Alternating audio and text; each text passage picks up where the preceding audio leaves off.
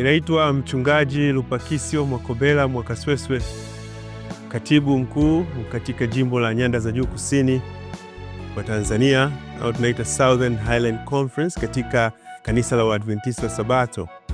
Ninapenda kukualika katika mwaka huu wa 2026 kwamba ni mwaka wa kazi. Katika miaka hii mitano, kanisa linajikita katika mafundisho, katika Biblia, katika neno la Mungu.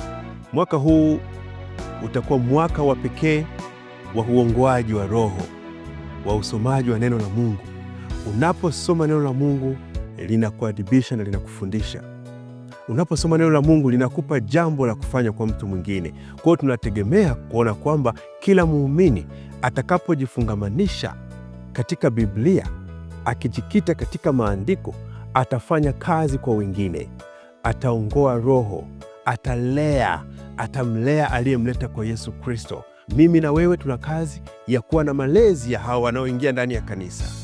Ninakualika, karibu mwaka 2026 na Bwana akubariki. Nikutakie heri ya mwaka mpya 2026.